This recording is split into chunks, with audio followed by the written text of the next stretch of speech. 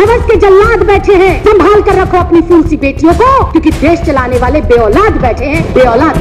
आपको शर्म आनी चाहिए, केंद्र में आप बैठे और बेटियों के साथ ऐसी हरकतें हो रही है। आपको शर्म आनी चाहिए। अगर किसी बेटी के साथ अत्याचार होता है और उसके खिलाफ कोई प्रोटेस्ट करता है तो आपकी दिल्ली पुलिस उसको उठा के जेल में डालती है। शर्म आनी चाहिए, डूब के मर जाना चाहिए आप लोगों को। आपके घर में बहन बेटियां नहीं है क्या? आपकी कोई बेटी नहीं है क्या? आप किसी के बेटे बाप नहीं है क्या? आप किसी के भाई नहीं है क्या? शर्म आनी चाहिए, डूब कर मर जाना चाहिए आप लोगों को। देश के प्रधानमंत्री जी के भी पास बड़े बड़े ने स्पोर्ट्स पर्सन हो या अभिनेता हो, उनके साथ फोटो खिंचाने का समय है, उनकी शादियां अटेंड करने का समय है, लेकिन देश की बेटियों पर हो रहे अत्याचार, उनकी सुरक्षा, उनकी जिम्मेदारियों को लेकर देश के प्रधानमंत्री के पास टाइम नहीं है। उसी प्रकार देश के गृह मंत्री, जो कि बीजेपी के राष्ट्रीय अध्यक्ष भी हैं, श्री अमित शाह जी, उनके पास अंधेरी काली रात में सरकार बनाने का पूरा समय है, उनके पास विधायक खरीदने का समय है, लेकिन देश की बेटियों की सुरक्षा सुनिश्चित हो, देश की सुरक्षा सुनिश्चित हो, इसके लिए देश के सुरक्षा गृह मंत्री के पास समय नहीं है। ऐसे में ये कहना बिल्कुल भी गलत नहीं होगा अध्यक्ष जी कि जिधर भी देखो हवस के जल्लाद बैठे हैं, संभाल कर रखो अपनी फूल सी बेटियों को, क्योंकि देश चलाने वाले बेऔलाद बैठे हैं, बेऔलाद बैठे हैं। बिल्कुल चिंता नहीं है। आज देश में महिला सुरक्षा पे तो महिला सुरक्षा बेतुकी बातें हैं, महिला सुरक्षा बेतुकी बातें लगी आपको, बेटियों की सुरक्षा आपको बेतुकी बातें लगती है। अध्यक्ष इनका शब्द निकलवाए, आप पहले कार्रवाई से बेतुका शब्द निकलवाएं। मैं आपको शर्म आनी चाहिए, केंद्र में आप बैठे और बेटियों के साथ ऐसी हरकतें हो रही है। आपको शर्म आनी चाहिए। अगर किसी बेटी के साथ अत्याचार होता है और उसके खिलाफ कोई प्रोटेस्ट करता है तो आपकी दिल्ली पुलिस उसको उठा के जेल में डालती है। शर्म आनी चाहिए, डूब के मर जाना चाहिए आप लोगों को। ऊपर से कह रहे हैं, बेतुका बोल रहे हैं, शर्म नहीं आती विजेंद्र गुप्ता जी? आपके घर में बहन बेटियां नहीं है क्या? आपकी कोई बेटी नहीं है क्या? आप किसी के बेटे बाप नहीं है क्या? आप किसी के भाई नहीं है क्या? शर्म आनी चाहिए, डूब कर मर जाना चाहिए आप लोगों को। राखी जी प्लीज, माननीय सदस्यगण प्लीज, राखी जी कंटिन्यू करें।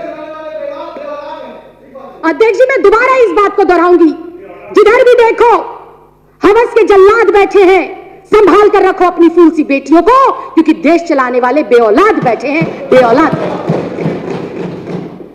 अध्यक्ष जी, आए दिन चाहे छोटी बच्ची हो, चाहे 27 साल की डॉक्टर हो, चाहे 56 साल की बुजुर्ग महिला हो, हर कोई हवस का शिकार बन रहा है, हर कोई रेप का शिकार बन रहा है। लेकिन सियासत में बैठे इन सियासतदानों को कोई फर्क ही नहीं पड़ता। कोई फूल सी बच्ची को नोच ले, कोई युवा बेटी को जिंदा जला दे, कोई बुजुर्ग महिला को नोच डाले, लेकिन इन सियासतदानों को फर्क नहीं पड़ता। ऐसे में सवाल उठता है कि देश जा किस ओर रहा है? देश की ये 50% जो आबादी है, इसको सुरक्षा मिलेगी कैसे? ये बड़ा सवाल है। और अध्यक्ष जी, देश की इन बेटियों को, देश की इन महिलाओं को, देश की इस आधी आबादी को सुरक्षा जब मिलेगी जब केंद्र में बैठी हुई सरकार की मानसिकता बेटियों के सम्मान में हो, जब केंद्र में बैठी हुई सरकार की जो सोच है वो महिलाओं को सम्मान देने की हो। लेकिन आज अध्यक्ष जी, बड़े ही दुख के साथ कहना पड़ रहा है कि दुर्भाग्यवश देश की केंद्र में ऐसी सरकार बैठी है जो आए दिन महिलाओं पर हो रहे अत्याचार और कुकर्म में खुद लिप्त पाई जाती है। इसके मैं पुख्ता उदाहरण पेश करती हूं। आज इन सदन पटल के ऊपर उन्नाव रेप केस, आरोपी कुलदीप कुमार सेंगर, बीजेपी का विधायक, पहला उदाहरण। दूसरा उदाहरण, आसिफा 8 साल की मासूम बच्ची, कठुआ जम्मू का केस, इसमें भी आरोपी बीजेपी के नेता पाए जाते हैं। शाहजहांपुर यूपी का केस, चिन्मयानंद स्वामी एक बेटी को ब्लैकमेल कर रहा था, निवस्त्र होकर उससे मालिश कराता था। कौन है वो आदमी? वो है पूर्व गृह राज्य मंत्री बीजेपी की सरकार का। और स्वयं बहुत दुख के साथ कहना चाहती हूं, स्वयं देश के प्रधानमंत्री पाए गए बेटियों की सुरक्षा जो है जासूसी कराते हुए, स्वयं इस देश का गृह मंत्री नामजद तरीपाल रह चुका है। ये मैं नहीं कह रही, ये मेरे देश का कानून कहता है, ये मेरे देश के न्यायालयों ने और जजों ने कहा है, ये राखी बिरलानी आम आदमी पार्टी नहीं कह रही है। अध्यक्ष जी, ये इतना गंभीर मामला, देश की आधी आबादी आज बाहर निकलते हुए ये सोचती है कि मैं वापस आऊंगी या नहीं आऊंगी। आज हमारे माँ बाप हमारे भाई बहन, हमारे रिश्तेदार, जब मेरी जैसी बेटियां अपने काम पर पढ़ने के लिए, लिखने के लिए जाती हैं तो पता नहीं होता कि किस स्थिति, किस परिस्थिति में वो बेटी वापस आएगी। राखी जी कंक्लूड करिए। बिल्कुल अध्यक्ष जी। अध्यक्ष जी, बुधवार 27 नवंबर की रात को दिल दहलाने वाला घटना हैदराबाद के अंदर हुआ। एक 27 वर्षीय डॉक्टर का स्कूटी खराब होता है और उसको मदद के बहाने 4 लोग घेर लेते हैं और उसके साथ गैंगरेप होता है, उसे जला दिया जाता है। इतनी हृदय विदारक घटना अध्यक्ष जी, मेरे मुंह से शब्द नहीं निकल पा रहे, क्योंकि मैं स्वयं भी एक लड़की हूं और कभी कभी किचन में खाना बनाने का मौका मिलता है। गलती से गरम कढ़ाई को छू लेते हैं अध्यक्ष जी, तो अगले 2 दिन तक उंगली दर्द करती है। उस बेटी को जब जलाया गया होगा अध्यक्ष जी, हमारी जैसी बेटियों की आत्मा कैसे आज कुलमिला रही है, आप समझ भी नहीं सकते। और ये सामने बैठे हुए बीजेपी के लोग कहते हैं कि किस तरह की बेहुदगी की जा रही है।